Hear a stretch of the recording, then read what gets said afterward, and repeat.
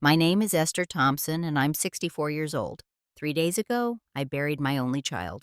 2 days ago, my daughter in law threw me out of my own home while I was still grieving. Yesterday, I sat in my friend's guest room staring at legal papers that would change everything. Today, I'm about to tell you how sometimes the quietest revenge is the loudest justice.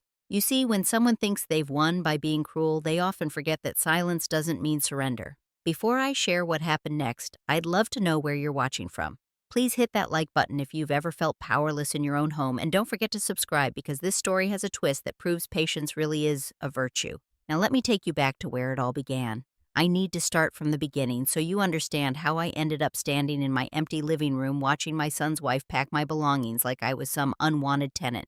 This house has been my sanctuary for 32 years. My late husband Robert bought it when Marcus was just 2 years old back in 1991. The deed has always carried my name, Esther Marie Thompson, in bold black letters. After Robert passed from a heart attack 15 years ago, I raised Marcus here alone. Every scraped knee was bandaged in our kitchen. Every birthday party happened in our backyard. Every Christmas morning unfolded around our fireplace. This wasn't just a house. It was our foundation, our history, our heart. Marcus grew into a wonderful man. He became an engineer, bought his own small apartment downtown, but still came home every Sunday for dinner. We'd sit at the same kitchen table where I'd helped him with homework, and he'd tell me about his projects, his dreams, his life. Those Sunday dinners were sacred to both of us. Then 3 years ago, he met Jade Patterson at some work conference. She was beautiful, I'll give her that. Blonde hair that looked like spun gold green eyes that sparkled when she smiled, and a laugh that could fill a room. Marcus was completely smitten from their first date. Within 6 months, she'd moved into his apartment. Within a year, they were married in our backyard under the old oak tree. At first, Jade seemed lovely. She brought flowers when she visited, complimented my cooking, and asked thoughtful questions about family photos. But slowly, things began to shift. She started suggesting that our house needed updating and modernizing. She'd walk through rooms with this critical expression, making little comments about the outdated wallpaper or old-fashioned furniture. Marcus began changing too. Our Sunday dinners became monthly, then sporadic. When they did visit, Jade would dominate conversations talking about their plans, their future, their ideas. She'd interrupt when Marcus and I tried to share memories, steering discussions toward topics that excluded me. I watched my son become quieter, more distant, like he was slowly disappearing behind her bright personality. The red flags became harder to ignore when Jade started asking pointed questions about the house. Who held the deed? Were there any liens? What was the property worth in today's market? She framed these inquiries as casual interest, but something about her intensity made my stomach knot. When I mentioned updating my will, her attention sharpened like a hawk spotting prey. 6 months before the accident, Jade began treating our home like her personal project. She'd rearrange furniture without asking, suggest I clear out clutter from rooms I'd lovingly decorated, and even hint that the guest bedroom would make a perfect nursery someday. She never directly asked me to leave, but her implications hung in the air like storm clouds. I started feeling like a stranger in my own space. Marcus seemed oblivious to the tension, or perhaps he was choosing not to see it. When I tried to voice my concerns, he dismissed them gently, saying Jade was just excited about our family's future. But the way she looked at me sometimes when she thought I wasn't paying attention made me feel like an obstacle to be removed rather than a mother to be loved. The call came at 2:17 in the morning on October 15th. I remember the exact time because I was staring at my bedside clock wondering if the ringing phone was part of a nightmare. The voice on the other end was clinical, professional, devastating. "Mrs. Thompson, this is St. Mary's Hospital. Your son, Marcus Thompson, was involved in a serious automobile accident. You need to come immediately." The drive to the hospital passed in a blur of streetlights and prayers. My hands shook on the steering wheel as I tried to process what I'd been told. Single car collision, Highway 27, critical condition. Those words echoed in my mind like a broken record, each repetition making them more real and more unbearable. When I arrived at the emergency room, Jade was already there. She sat in the waiting area, mascara streaked down her cheeks, clutching a tissue like a lifeline. Seeing her there confused me. How had she gotten to the hospital so quickly? How had she even known about the accident Marcus had been driving home from a late business meeting downtown, nowhere near their apartment? "Esther!" she cried when she saw me rushing into my arms with theatrical sobs. "It's terrible. They won't tell me anything because we're not officially next of kin yet. Her words struck me as odd. Marcus was 28 years old. I was his next of kin and had been since his father died. Why would she think otherwise? The doctor found us an hour later. Dr. Martinez looked tired and sad as he delivered news that shattered my world into irreparable pieces. Marcus had died on impact. The crash occurred at approximately 1:15 in the morning when his car veered off the highway and struck a tree. There were no skid marks, no evidence of braking, no signs of another vehicle involved. I collapsed into grief so profound that breathing became a conscious effort. My only child, my beautiful boy, was gone. The pain felt like drowning in an ocean of loss, each wave of realization pulling me deeper underwater. Through my devastation, I dimly registered Jade's voice asking practical questions about procedures, paperwork arrangements. Her composure seemed remarkable for someone who'd just lost her husband. Over the following days, as I struggled to function through my grief, Jade took charge of everything. She contacted the funeral home, selected the casket, chose the flowers, wrote the obituary. When I tried to participate in these decisions, she'd pat my hand sympathetically and say things like, "Don't worry about it, Esther. I'll handle everything. You just focus on healing." But I wasn't healing. I was drowning. And every time I tried to surface to reclaim some control over my son's final arrangements, Jade would gently but firmly push me back under. She scheduled the service for a day when she knew I had a doctor's appointment. She chose music Marcus had never liked. She invited people I'd never met while somehow forgetting to include several of his childhood friends. Most troubling of all, when I asked to see Marcus's will, she told me it was being handled by lawyers, and I shouldn't worry about such things during this difficult time. Something in her tone, something too smooth and practiced, made alarm bells ring in my grief-addled mind. But I was too broken to fight, too shattered to demand answers.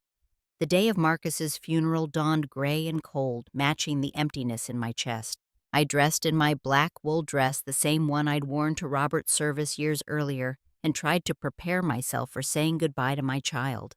Nothing could have prepared me for what would happen instead. Jade had transformed our normally quiet home into something resembling a corporate event. Caterers bustled through the kitchen. Florists arranged elaborate displays that looked nothing like the simple, meaningful tributes Marcus would have wanted. She directed everything with the precision of a wedding planner, checking lists and giving orders to various service providers. I felt like a guest at my own son's funeral. Neighbors and friends offered their condolences, but Jade intercepted most conversations, steering people toward the refreshment table or sharing memories that somehow always centered on her relationship with Marcus rather than his childhood or family history. I sat in my living room chair, the same spot where I'd rocked Marcus as a baby, feeling invisible and excluded. Around 2 o'clock, a distinguished man in a navy suit approached me. He appeared to be in his 50s, with graying temples and kind eyes behind wire-rimmed glasses. "Mrs. Thompson," he said quietly, extending his hand. "I'm Jason Hartwell. I was Marcus's attorney." Relief flooded through me. Finally, someone who could provide answers about the will, about Marcus's wishes, about the legal matters Jade kept deflecting. "Mr. Hartwell, thank you for coming. I have been hoping to speak with someone about Marcus's estate." Jason glanced around the crowded room, then leaned closer. "Mrs. Thompson, there are some important matters we need to discuss privately. Things that Marcus specifically wanted you to know about his will and his recent legal decisions. Could we perhaps step outside or find a quiet room?" Before I could respond, Jade materialized beside us like she'd been monitoring my conversations. "Oh, you must be Jason," she said with a bright smile that didn't reach her eyes. "Marcus mentioned you. Thank you so much for coming to pay your respects." "Actually," Jason replied carefully, "I need to discuss some legal matters with Mrs. Thompson regarding Marcus's estate. There are documents she needs to review and decisions that require her input." Jade's smile faltered for just a moment, then blazed back to life. How thoughtful, but today really isn't appropriate for business discussions. We're all grieving, and this is a time for remembering Marcus, not dealing with paperwork. Perhaps you could call my lawyer next week and we can sort everything out then. Jason's expression grew puzzled. "I'm sorry, but I think there's been some misunderstanding. As Marcus's mother and primary beneficiary, Mrs. Thompson needs to be informed about several urgent matters. The estate cannot be settled without her knowledge and consent." "Primary beneficiary?" Jade laughed, but the sound held no warmth. "I think you might have outdated information. Marcus and I updated all of that after our marriage. I'm his wife, which makes me his legal heir. I'm sure you understand how these things work. I watched this exchange with growing confusion and alarm. Jason looked genuinely surprised by Jade's claims while she seemed almost aggressive in her certainty. Something was very wrong here, but I couldn't grasp what it was through my fog of grief. Jason tried once more. Mrs. Thompson, I really must insist that we speak privately. There are aspects of Marcus's recent legal decisions that you absolutely must understand before any estate proceedings begin. That's when Jade's composure cracked completely. I said not today. She snapped her voice loud enough to draw stares from nearby guests. This is my husband's funeral, and I will not have you upsetting his mother with business talk. Please leave. The room fell silent.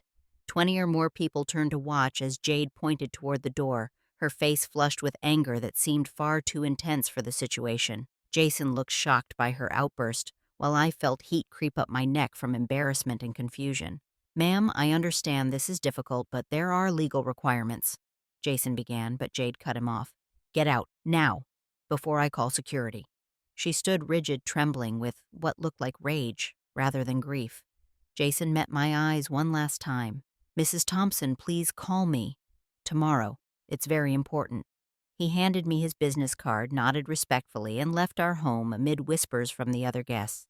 As the door closed behind him, I realized that my daughter-in-law had just thrown my son's lawyer out of my house during my child's funeral, and I had absolutely no idea why.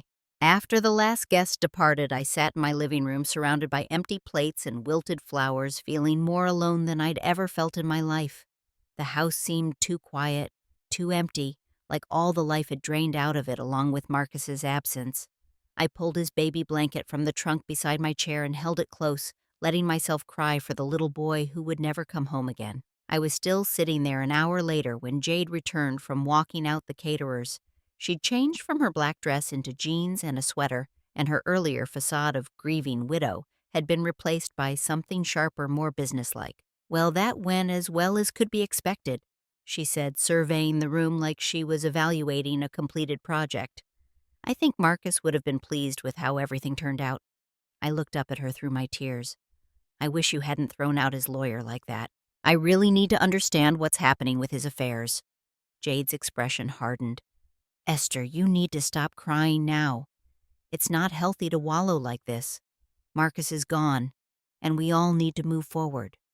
Her words hit me like cold water. Not healthy to cry for my dead child. Move forward after 3 days.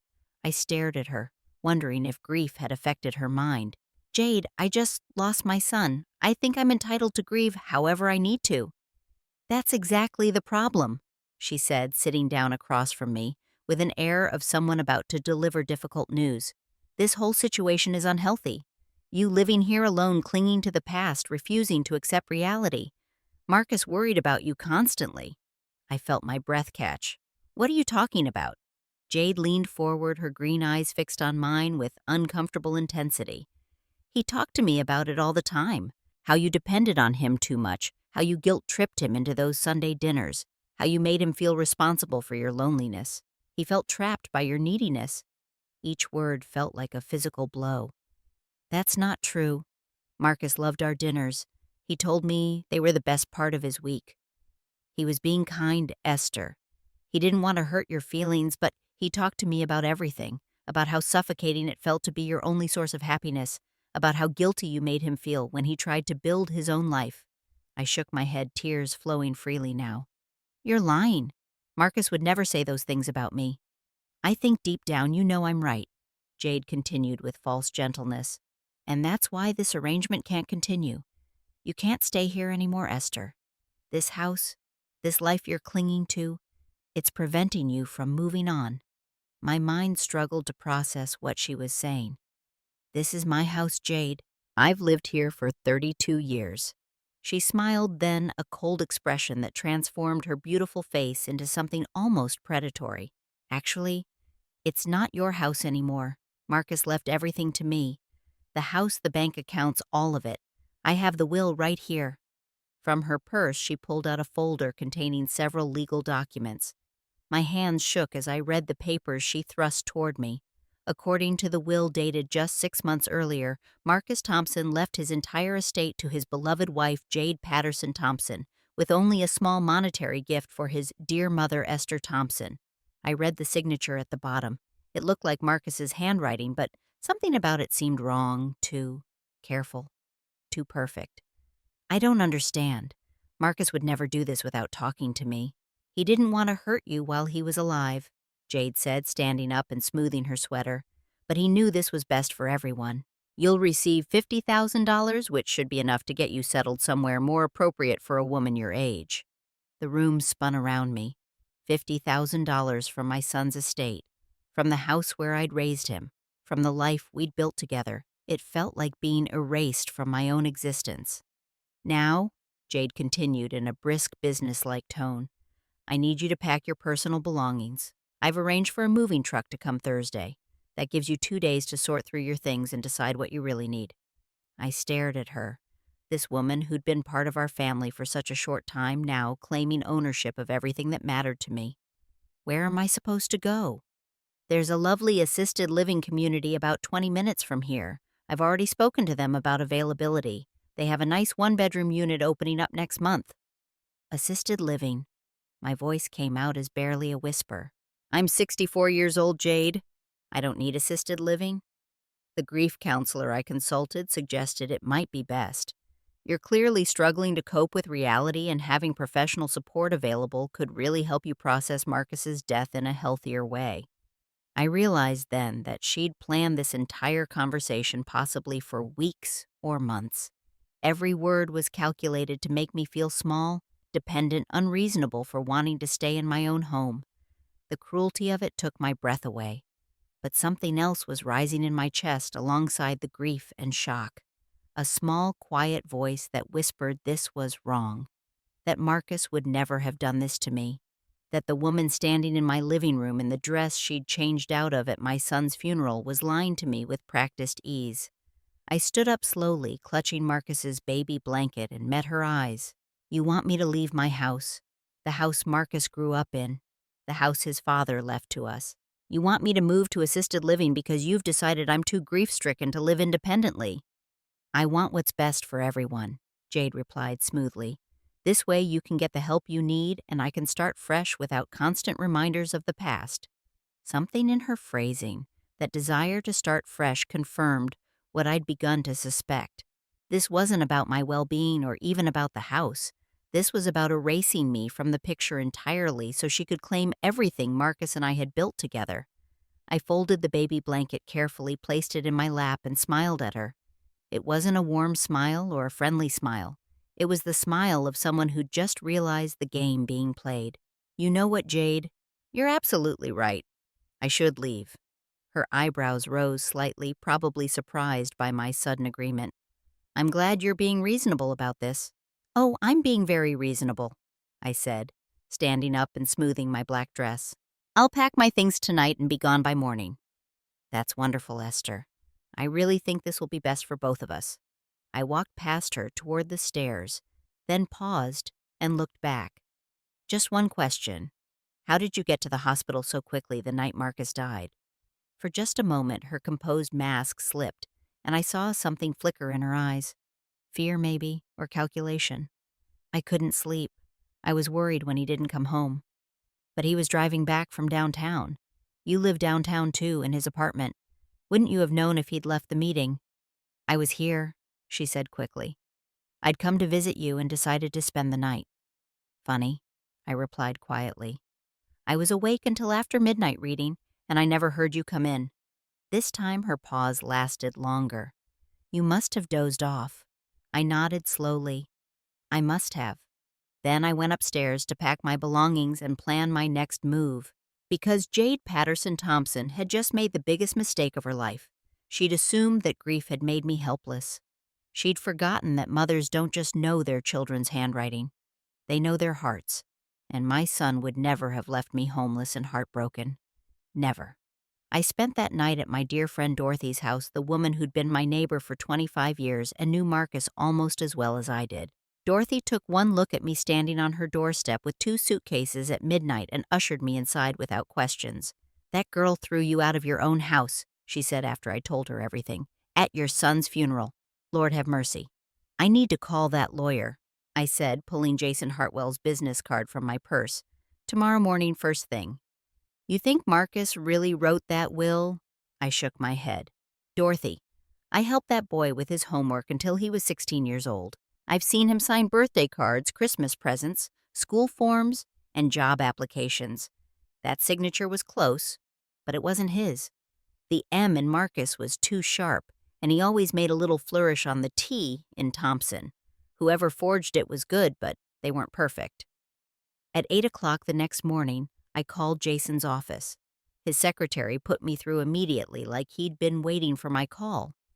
"Mrs. Thompson, thank God you called. We need to meet as soon as possible. There are things about Marcus's estate that you absolutely must know." "Can we meet this morning?" "I'm afraid I don't have much time." "I'll clear my schedule. Can you be here in an hour?" Jason's office was located in a professional building downtown, the kind of place that spoke of established practice and careful attention to legal details. He met me in the lobby himself, a tall man with prematurely gray hair and the kind of steady presence that immediately put me at ease. "Mrs. Thompson, please sit down. I have to ask you some difficult questions, and I need you to tell me exactly what happened yesterday after I left your house." I told him everything. About Jade's sudden coldness, her demands that I leave the will she'd produced, even about her suspicious early arrival at the hospital. Jason listened without interrupting, taking notes and occasionally asking for clarification. When I finished, he opened a file folder on his desk. "Mrs. Thompson, I've been Marcus's attorney for 3 years. The will your daughter-in-law showed you is a forgery." Even though I'd suspected it, hearing the words confirm felt like a physical relief. "Are you certain?" "Absolutely certain. Marcus never changed his will after his marriage. Every asset, including the house, remains in trust to you. Jade was to receive a modest inheritance and the contents of their joint checking account, but nothing more." He handed me a copy of the real will bearing Marcus's actual signature with that familiar flourish on the T that the forger had missed. "More than that, Mrs. Thompson, Marcus came to see me just 2 weeks before his death. He wanted to make some additions to his estate planning." "What kind of additions?" Jason's expression grew somber. He'd discovered that Jade was having an affair. He'd hired a private investigator and had evidence of her infidelity. He was planning to file for divorce after the holidays. The room seemed to tilt around me. My son had been preparing to leave his wife, had known about her betrayal, had been protecting his assets. Did he know she might try something like this? He was concerned about her reaction to the divorce. That's why he wanted to update his beneficiary information on his life insurance policy and make sure all property deeds were clear and unambiguous. We had an appointment scheduled for the Monday after his accident to finalize everything. I thought about the timing. Marcus had died on a Friday night. His appointment was scheduled for Monday morning. If he'd lived just 3 more days, Jade would never have been able to claim anything. "Jason, do you think his accident was really an accident?" He was quiet for a long moment, choosing his words carefully. "I think Marcus was a careful driver who rarely stayed out past 10 o'clock. I think it was strange that he was on Highway 27 when his meeting was downtown and he was supposedly going home to his apartment. And I think the timing was remarkably convenient for someone who stood to lose everything in a divorce settlement." "What can we do?" "We're going to call the police. What your daughter-in-law did constitutes multiple felonies: forging a will, filing false estate documents, fraud, and theft of property. I've already prepared all the necessary paperwork. The only question is whether you're ready to press charges." I thought about Marcus, about the little boy who trusted me to protect him when he couldn't protect himself. I thought about the man who'd grown up to be honorable and careful with his heart, only to be betrayed by someone he loved. I thought about the life Jade was trying to steal from both of us. "I'm ready," I said. "What do I need to do?" "First, we're going to the police station to file a formal complaint. Then we're going to request a court order to freeze all of Marcus's assets until this matter is resolved. And then we're going to watch justice work exactly the way it's supposed to." As we gathered the documents and prepared to leave his office, Jason paused. "Mrs. Thompson, can I ask why you left the house so easily last night? Most people would have fought harder." I smiled the same smile I'd given Jade, when she'd thought she'd won. Jason, I've been alive for 64 years. I've learned that sometimes the best way to catch someone in a lie is to let them think they've gotten away with it. Jade was so confident that she'd fooled everyone she got careless. Now she's sitting in my house, probably calling contractors and planning renovations, thinking she's home free. And instead, she's about to learn that stealing from the wrong mother can be the biggest mistake of her life. By 10:30 that morning, Detective Maria Santos had taken my statement, reviewed Jason's evidence, and obtained a warrant for Jade's arrest. The charges were impressive forgery fraud, filing false documents, theft, and conspiracy to commit estate fraud. Each carried significant prison time. "Mrs. Thompson," Detective Santos said as we prepared to leave the station, "would you like to be present when we execute this warrant?" "Yes," I said without hesitation. "I'd like to see her face when she realizes what she's done." The drive back to my house felt surreal. 3 police cars followed Jason's sedan down familiar streets toward the home where I'd raised my son and lived for more than 3 decades. I wondered what Jade had been doing in the 12 hours since I'd left. Had she been going through my belongings, claiming my bedroom, already planning how to redecorate the rooms that held my most precious memories? As we pulled into the driveway, I could see activity through the front windows. Jade's car was parked at an angle near the front door, and there was a blue sedan I didn't recognize beside it.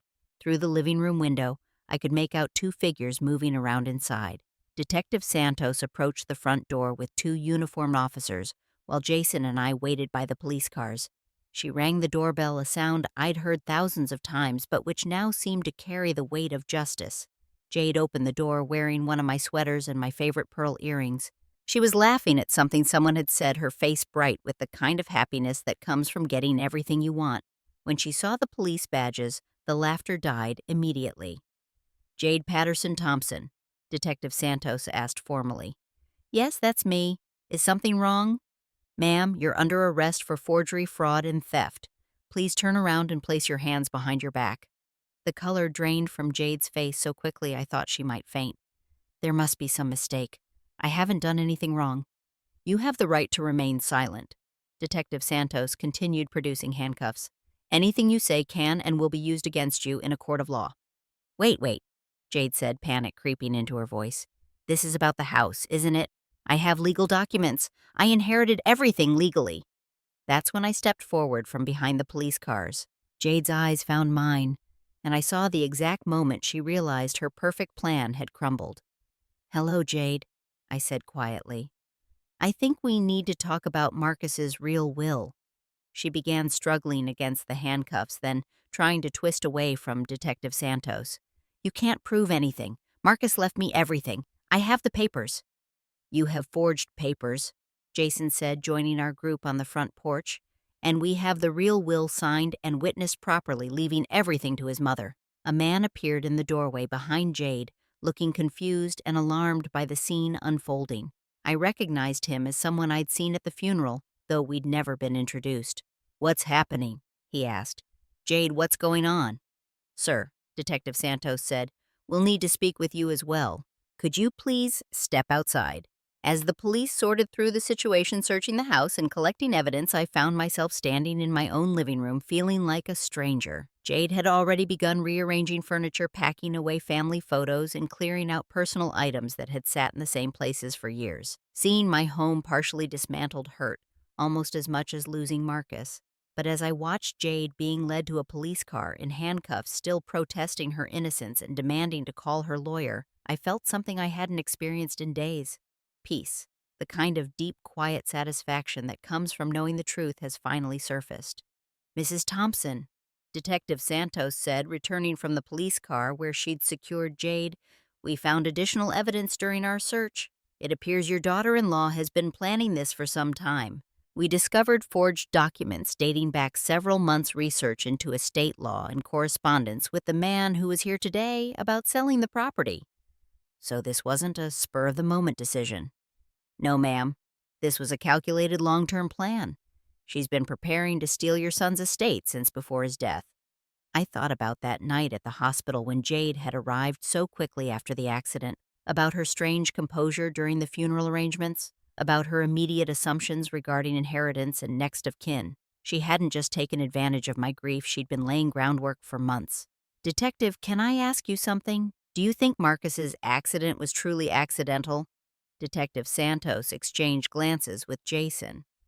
Mrs. Thompson, that's outside my jurisdiction, but I'll be passing all of this information to the traffic investigation unit. If they determine there are grounds for reopening that case, they'll pursue it. As the police cars pulled away with Jade in custody, and the unknown man was taken for questioning, I stood in my driveway holding the keys to my own house. Jason had returned them to me with a gentle smile and the promise that all of Marcus's assets would be unfrozen within the week.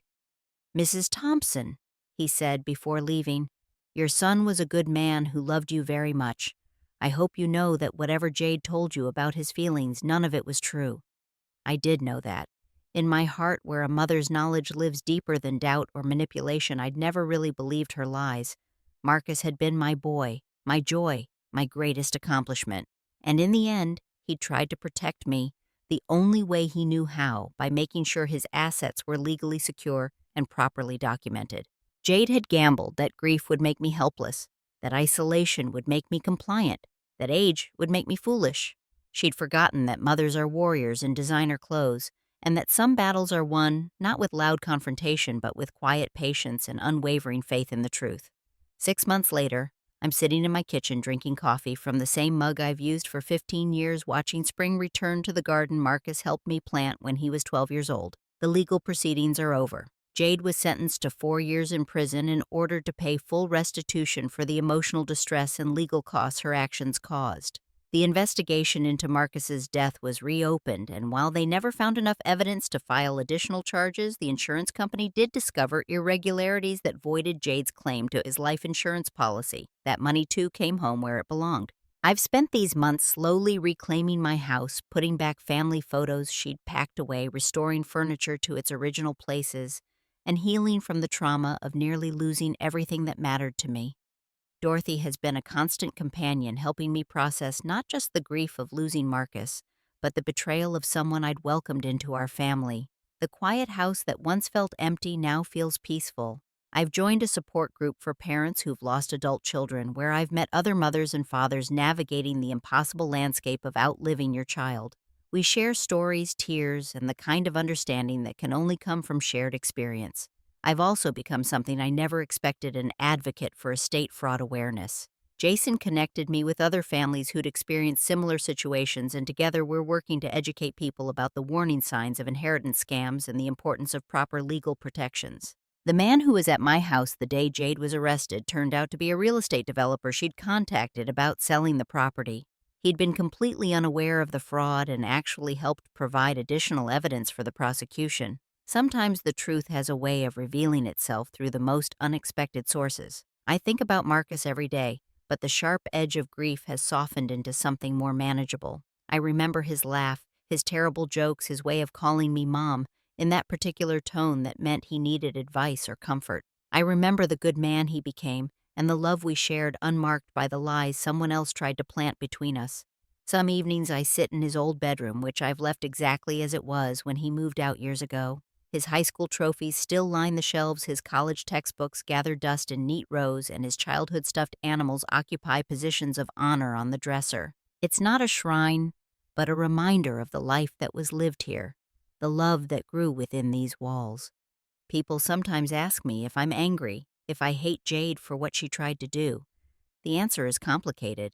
I'm sad for her in a way, because whatever drove her to such desperate measures must have been rooted in a kind of emptiness I can't imagine. I'm grateful that justice worked the way it was supposed to, but I don't celebrate her imprisonment. What I've learned is that grief can make us vulnerable, but it doesn't have to make us victims. That love leaves evidence that's harder to forge than legal documents. That patience and faith in truth can be more powerful than immediate confrontation. And that sometimes the people who try to take advantage of our pain end up revealing exactly who they are in the process. The house feels like home again, filled with memories that belong here, and protected by laws that recognize the difference between legal inheritance and theft. I wake up each morning grateful for another day in the place where my son grew up, where my husband and I built our life together, where my future continues to unfold one quiet, peaceful moment at a time. Marcus is gone, and that loss will never stop hurting, but his love remains. His memory endures, and the home we shared is safe. Sometimes that's enough. Sometimes that's everything. If you've stayed with me through this story, I hope it's reminded you that justice doesn't always come with drama or immediate satisfaction. Sometimes it comes quietly in the morning light with a simple knock on the door and the truth finally being heard by people who have the power to act on it. Have you ever experienced someone trying to take advantage during a difficult time in your life? I'd love to hear your thoughts in the comments below, because sharing these experiences helps all of us recognize the warning signs and protect ourselves and our families. Please give this video a like. If it resonated with you, subscribe for more real-life stories like this one and share it with anyone who might benefit from knowing that grief doesn't have to mean helplessness. Thank you for listening to my story, and remember that even in our darkest moments, truth has a way of finding the light. Take care of yourselves and take care of each other.